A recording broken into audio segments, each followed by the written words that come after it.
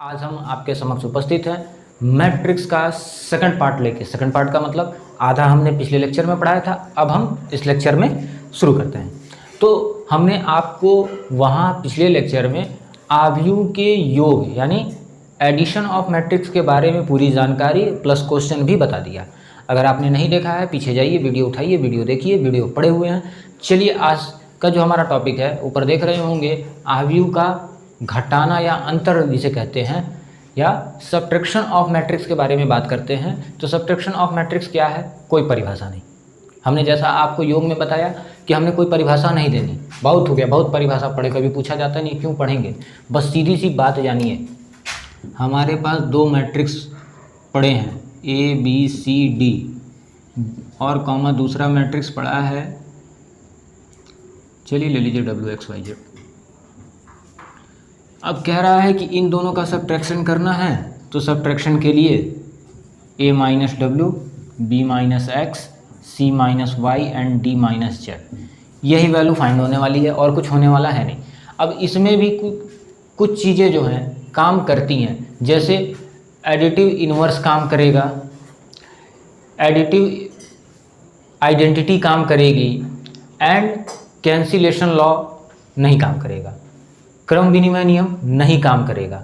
क्यों नहीं काम करेगा? ध्यान देंगे, हम एक छोटे से एग्जांपल से बता सकते हैं। जैसे मान लीजिए आप 2 में 3 ऐड करते थे, तो 3 में 2 भी ऐड कर सकते थे, वैल्यू इक्वल आती थी, तो यहाँ कम्यूटेटिव लॉ फॉलो होता था। लेकिन माइनस के लिए ये नियम फॉलो नहीं होगा। क्या दोनों, यहाँ आप अगर घटाते हैं तो -1 आएगा और यहाँ घटाएंगे तो 1 आएगा? क्या दोनों कंडीशन में एक ही चीज़ आने वाली है? नहीं। तो इसलिए माइनस पे कम्यूटेटिव लॉ नहीं काम करता। अगर यही काम 2 - 3 - 4 कर लिया जाए और एसोसिएटिव लॉ की बात करें, 2 - 3 - 4, तो देखते हैं काम करेगा। अगर इस पे करेगा तो इस पे पक्का करेगा। चलिए -1 - 4 - 5 इज इक्वल टू, यहाँ आप घटाइए ज़रा, तो -1 हो गया, -2 + 1 हो गया, यानी यहाँ कितना मिल रहा है आपको? यहाँ नहीं दिख रहा होगा, यानी 2 - -1 यानी सीधा लिख दें 3। तो क्या ये देखिए ज़रा, -5 3 के बराबर है क्या? नहीं ना। तो एक बात याद रखेंगे, सब्ट्रैक्शन ऑफ मैट्रिक्स में commutative law and associative law work नहीं करते। क्लियर हो गया होगा? हमने आव्यूह का अंतर बता दिया। अब हम एक अगले टॉपिक पे चलते हैं। बड़ा छोटा छोटा सा टॉपिक है, बहुत स्पीड से भी निकल नहीं रहे हैं, बहुत आराम से आपको समझाते हुए चल रहे हैं, कोई दिक्कत होने वाली नहीं है। हाँ, अभी देखिए, एडिटिव इन्वर्स काम इसलिए कर जाएगा, यदि किसी आव्यूह में आप 0 जोड़ घटा ही दें तो क्या फ़र्क पड़ता है? अगर योज्य तत्समक की बात करते हैं तो घटा भी दें तो कोई फ़र्क नहीं पड़ता। खैर, इस सब के बारे में हमको जानना भी नहीं है। अब हम चलते हैं आव्यूह में अचर का गुणा। चलिए बच्चों, अगला 8वां जो हमारा टॉपिक है, आव्यूह में अचर का गुणा, multiplication of constant in matrix. इसका क्या है? यदि हमारे पास कोई मैट्रिक्स है, उसमें हम किसी कांस्टेंट k का मल्टीप्लिकेशन करते हैं, like that k × a b c d। एक चीज़ और ध्यान देंगे, हम हर बार आपको 2/2 के ही मैट्रिक्स लेके चल रहे हैं। ये 3/3 या कितने बाई 3/4, 2 3 2 5 2 6 2 8 2, कुछ किसी के भी मैट्रिक्स हों, सब पे ये रूल्स फॉलो होंगे। ये नहीं कि सर अरे सर 2/2 पे बताए थे, 3/3 आया, हम नहीं लगाएंगे, ये काम नहीं। चलिए, सारे पे फॉलो होंगे। तो k = इसमें क्या होता है, जब किसी कांस्टेंट का मल्टीप्लाई करते हैं तो सभी के साथ कर देते हैं। क्लियर हो गया होगा? कोई दिक्कत नहीं है। इन दोनों पे एक प्यारा प्यारा सवाल देख लिया जाए, उसके बाद हम अपने 9वें टॉपिक की ओर बढ़ेंगे। चलिए आइए बच्चों, एक बड़ा प्यारा सा क्वेश्चन देख रहे हैं। ये आपको एक्सरसाइज 3.2 से मिलेगा। 3.2 का पहला ही क्वेश्चन होगा। अब कह रहा है a = इतना, b = इतना एंड c = आपको मैट्रिक्स दे रखा है। तो मैट्रिक्स आपको दे रखा है। अब हमसे पहली चीज़ कहा है a - b ज्ञात करना है। तो a की जगह वैल्यू पुट करिए भाई, देखिए क्या है, 3 2, यही आपका मैट्रिक्स था। माइनस b की जगह मैट्रिक्स 1 3 -2 एंड 5 था। सब्सट्रैक्ट कर दीजिए। सब्सट्रैक्ट करने के लिए 2 - 1 4 - 3 3, यहाँ -2 है तो माइनस एंड माइनस प्लस हो गया, और 2 - 5। इस बात का ध्यान देंगे कि जो आपके एलिमेंट हैं उसके आगे सिंबल कैसे हैं। तो ये आपके a माइनस बी फाइंड हो रहे हैं। 1, 4 में से 3 घटाएंगे 1, 3, 1, 4 एंड यहाँ -3। क्लियर है। अब देखिए हमने क्या किया है, एक क्वेश्चन को इसमें अपनी तरफ से ऐड कर लिया है। अगला क्वेश्चन हमको समझाने की कोई ज़रूरत नहीं, एक ही क्वेश्चन में सारी चीज़ें। इसमें क्या गया 3a, हमने अभी बताया ना कि आव्यूह में अचर का गुणा, तो ये एक आपका कांस्टेंट हो गया, ये आपका मैट्रिक्स हो गया। तो चलिए मैट्रिक्स कितने हैं 2, 4, 3, 2, एडिशन करते हैं 2 × 3, 4 × 3, 3 × 3 एंड 2 × 3। अब देखिए ज़रा वैल्यू 3a की कितनी आती है 6, 12, 9, 6, ये वैल्यू आ गई। अगला हमें कह रहा है 3a माइनस c, तो ये अगर इस तरह से क्वेश्चन आता तो पहले आप 3a निकालते, उसके बाद उसमें से c सब्ट्रैक्ट कर देते, लेकिन हमने 3a पहले से निकाल रखा है तो यही वैल्यू उठा के वहाँ रख देते हैं। 3a की वैल्यू देखिए ज़रा कितनी थी 6, 12, 9, 6 माइनस c की वैल्यू हमारी थी -253 एंड 4। ज़रा सब्ट्रैक्ट करेंगे देखेंगे कितनी आ रही है 6 minus minus plus 2, 12 minus 5, 9 minus 3 and 6 minus 4। तो लाइक दैट 6 + 2 = 8 हो गया। यहाँ सब्ट्रैक्ट करेंगे तो सब्ट्रैक्ट करने के बाद जो है आपको वैल्यू 7 मिलने वाली है। क्लियर है। 12 में से 5 गया 7 गया, यहाँ आपकी 6 आ गई और इसको सब्ट्रैक्ट कर रहे हैं तो 2 आ गई। तो फाइनल हमें 3a माइनस c की जो वैल्यू मिली 8, 7, 6 एंड 2 फाइंड हुई थी है। आइए बच्चों, हमने 2 टॉपिक्स देख लिए 7 और 8, और उस पर एक क्वेश्चन बताया था जिसमें 3 क्वेश्चन को हम मिला के एक ही बार बता दिए थे मनोहर्य से। चलिए अगला टॉपिक है आव्यूह का गुणनफल, मल्टीप्लिकेशन ऑफ मैट्रिक्स। इसके बारे में जान लेते हैं। पहली बात मल्टीप्लिकेशन करने के लिए कि आपका जो आव्यूह होना चाहिए वो सेम ऑर्डर का आव्यूह होना चाहिए। सेम ऑर्डर का मतलब कि उसकी कोटि समान होनी चाहिए। यदि पहला आव्यूह आपका 2/2 का है तो दूसरा भी 2/2 का होना चाहिए। पहला 3/3 का है तो उसको भी 3/3 का होना चाहिए। पहला अगर 2/3 का है तो वो भी 2/3 का होना चाहिए। अगर उसके ऑर्डर और कोटि समान नहीं है तो उसका मल्टीप्लिकेशन नहीं हो सकता। इस बात को विशेष ध्यान रखेंगे। तो एक चीज़ हम बता देते हैं थोड़ी सी परिभाषा के रूप में कि किसी भी एक आव्यूह का दूसरे आव्यूह में, मतलब अगर 2 मैट्रिक्सेस हैं हमारे पास a एंड b, तो उनका जब हम मल्टीप्लिकेशन करते हैं तो पहले मैट्रिक्स से रो एंड सेकंड मैट्रिक्स से कॉलम को मल्टीप्लाई करा देते हैं। अब कैसे, यहाँ देखेंगे। चलिए माना a बराबर हमारे पास मैट्रिक्स है a11, a12, a21, a22 and b बराबर हमारा जो मैट्रिक्स हम मान रहे हैं a11, a12, 21 एंड 22। ये हमारे पास 2 मैट्रिक्स अवेलेबल हो गए। अब इन 2 मैट्रिक्सों का क्या कराना है, मल्टीप्लिकेशन कराना है। तो जब हम इसका मल्टीप्लिकेशन कराते हैं तो ध्यान देंगे रो और कॉलम, पहला रो पहला कॉलम, हमेशा याद रखिएगा पहला रो पहला कॉलम पहले चलेंगे। तो a11 का गुणा b11 के साथ प्लस लगाएंगे, a12 का गुणा b21 के साथ। पहले रो पहले कॉलम का गुणा हो गया। अब पहले रो दूसरे कॉलम का गुणा करेंगे। ध्यान दीजिएगा इसमें अभी पहला ही रो चलेगा। पहला रो a11 b12 plus a12 into b22, पहला रो दूसरा कॉलम। यही नियम चलता है। अगर ये 3/3 का होगा तो उसी तरह चलेंगे, 4/4 का होगा तो उसी तरह से चलते रहेंगे, कोई दिक्कत नहीं आने वाली। चलिए पहले रो का दोनों कॉलमों के साथ गुणा हो गया। अब दूसरे वाले रो का दोनों कॉलम के साथ, तो दूसरे वाले रो का देखिए a21 into b11 plus a22 into b21। Clear. अब दूसरे वाले रो का दूसरे मैट्रिक्स के दूसरे वाले कॉलम से गुणा कर दीजिए, a21 का b12 से प्लस a22 का b22 से। यही जो वैल्यू हमारे पास फाइंड करके आने वाली है, यही जो रिजल्टेंट प्राप्त होने वाला है, इसे ही हम मैट्रिक्स का मल्टीप्लिकेशन कहेंगे। एक बड़ा छोटा सा अंकों के एग्जाम्पल से देख लेते हैं। जैसे क्वेश्चन ही मान लीजिए लिख देते हैं। अब पता नहीं किताब में है कि नहीं, हम अपने मन से लिख दिए। 2 3 4 5 ले लिया गया। b बराबर हमने ले लिया 1 2 5 6।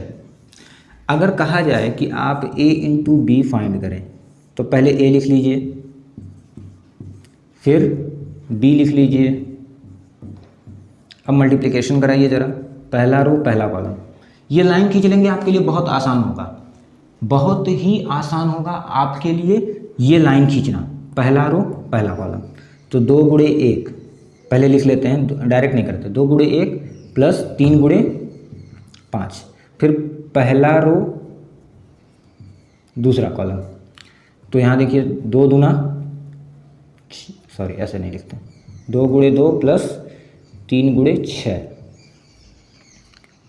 पहले रो को दोनों कॉलम से हम गुणा करा चुके। अब दूसरे रो में चलिए, 4 एक कम, फिर 5 का 5 में प्लस लगाइए, 5 गुणे 5 ये गुणा, फिर 4 का 2 में प्लस 5 का 6 में। क्लियर है? ये ए बी। तो ए बी जब हम फाइंड किए तो 2 एक कम 2 प्लस 3 बचे 15। यहाँ देखिए 2 2 जा 4 18 4 25 8 30।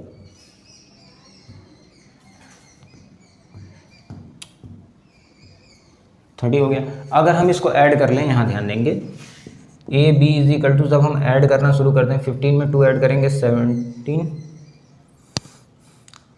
18 में 4 ऐड करेंगे 22, यहाँ ऐड किए 29 और ये ऐड किए 38। तो इसी तरह से कुछ वैल्यू फाइंड होती है। तो इसी को हम आव्यूह का मल्टीप्लिकेशन या गुणनफल कहते हैं। क्लियर हो गया होगा? इस पे एक सवाल किताब से भी देख लिया जाए। चलिए आइए बच्चों, हमने कहा आपसे क्वेश्चन देखते हैं, तो बड़ा प्यारा सा क्वेश्चन देखते हैं और इसी क्वेश्चन के साथ अपने 10वें टॉपिक से आगे बढ़ते चलेंगे। 10वां टॉपिक हमारा क्या कह रहा है? आव्यूह के गुणनफल के गुणधर्म। जैसे आपने आव्यूह के योग में गुणधर्म देखा था, वैसे ही आपको आव्यूह के गुणनफल यानी मल्टीप्लिकेशन ऑफ मैट्रिक्स के प्रॉपर्टीज देखने हैं। तो चलिए पहले इस क्वेश्चन को बताते हैं। सबसे पहले आपके पास 2 मैट्रिक्स पड़े हुए हैं, ए एंड बी। तो 2 चीज़ें फाइंड करने के लिए कह रहा है, पहला ए बी, दूसरा बी। तो हम इसे पार्ट वाइज डिवाइड कर लेते हैं और कुछ कलरफुल पेनों का प्रयोग करते हैं, तो फिर आगे बढ़ेंगे। तो चलिए, हमें ए बी निकालना है, तो पहले ए की बात लिख लीजिए। ये कुछ अलग टाइप का था इसलिए हमने बता दिया। अच्छा, हमने एक बात कही थी कि इसका ऑर्डर सेम होना चाहिए। तो यहाँ आप देखेंगे कि ऑर्डर सेम है। अगर पंक्ति में 3 अवयव हैं तो कॉलम में भी 3 अवयव हैं। अब ये अलग की बात है, यहाँ 3 कॉलम है, यहाँ 2 ही है, लेकिन ऑर्डर सेम है। तो चलिए मल्टीप्लाई करते हैं, पहला रो पहला कॉलम, ऐसे ही तो चला करते थे।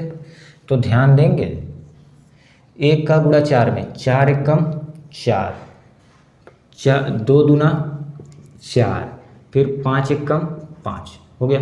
फिर पहला रो और दूसरे कॉलम में चलिए, 1 का 0 में 0, 2 एक कम 2, 5वां 25। पहले रो का काम खत्म।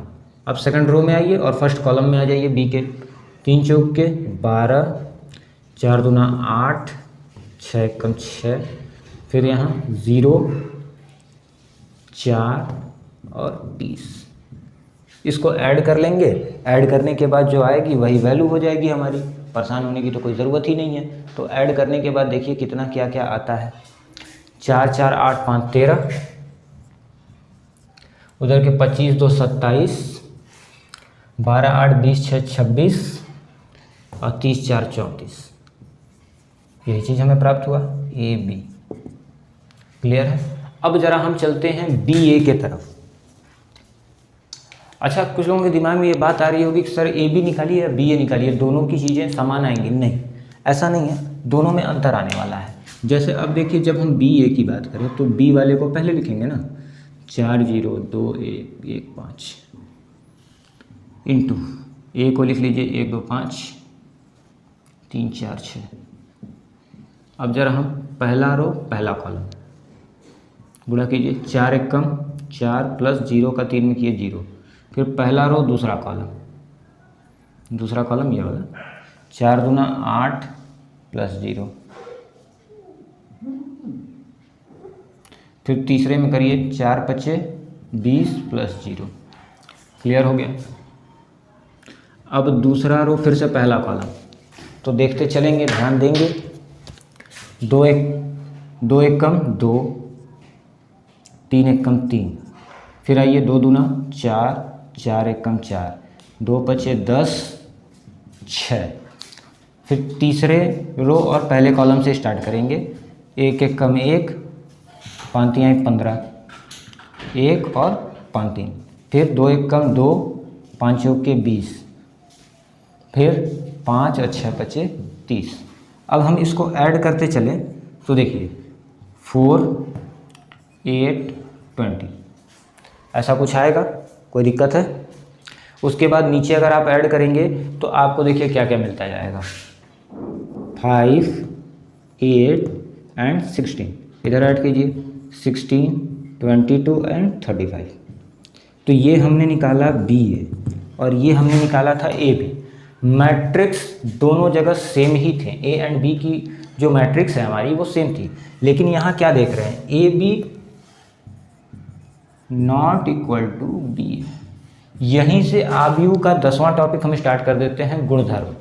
यहाँ देखिए क्या हुआ, इतनी बातें आपको समझ में आ गई होंगी, तो बीच में हम थोड़ी सी जगह लेके चलते हैं और समझाते चलते हैं, क्योंकि ज़्यादा कुछ समझना नहीं है, परिभाषा लिखनी नहीं है, बस मन में बैठाना है कि क्या काम करता है। तो यहाँ से एक बात आपको समझ में तो आ गई होगी कि जो मल्टीप्लिकेशन का जो लॉ है वो कम्यूटेटिव लॉ फॉलो नहीं करता। पहली चीज़ क्रम विनिमय, यानी कम्यूटेटिव लॉ जो है वो फॉलो नहीं करेगा। क्लियर है? 2-3 लॉस और हैं वो बता देंगे, क्योंकि ये यहाँ प्रूफ करके देख चुके। अब आता है साहचर्य, सेकंड वाला आता है साहचर्य नियम, इसको हम कहते थे एसोसिएटिव लॉ। एसोसिएटिव लॉ में क्या है, एसोसिएटिव लॉ ये कहा गया कि यदि ए क्रॉस बी क्रॉस सी है सेम ऑर्डर में, तो ये इक्वल होंगे ए क्रॉस बी क्रॉस सी के, ये इसके पालन करता है। ठीक है, ये एसोसिएटिव लॉ इसमें फॉलो होती है। इसके बाद आता है एक लास्ट डिस्ट्रीब्यूशन नियम, चलिए देख लीजिए वो क्या है, वितरण नियम, इसी को डिस्ट्रीब्यूशन कहते हैं, डिस्ट्रीब्यूशन लॉ। अब डिस्ट्रीब्यूशन का मतलब आप समझ गए होंगे कि बांटना, कोई चीज़ डिस्ट्रीब्यूट करना, बांटना। तो जैसे ऐसा कुछ दिया हो A cross B plus C, तो ये A B plus B C के इक्वल होता है, इसका ये पालन करता है, इसको ये फॉलो करता है। तो आई होप यहाँ तक समझ गए होंगे। अब जरा हम 2-4 क्वेश्चन किताब से भी उठा के देख लेते हैं, अच्छे मज़ेदार, जो एग्ज़ाम में पूछे जाते हैं।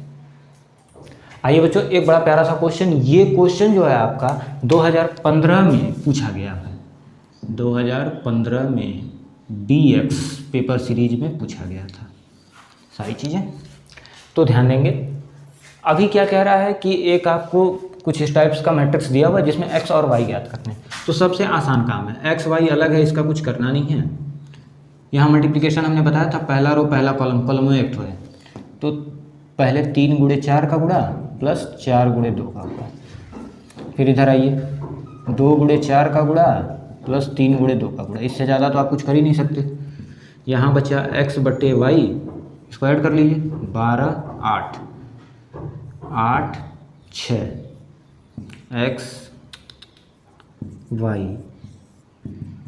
12 8 20 और 8 6 आपका हो गया 14। क्लियर है? अब देखिए ये दोनों मैट्रिक्स इक्वल हैं, तो इनके जो एलिमेंट्स हैं, अवयव हैं, वो भी इक्वल होंगे। तो x equal to 20 and y is equal to 14, यही जो है हमारा फाइनल आंसर हो जाता है।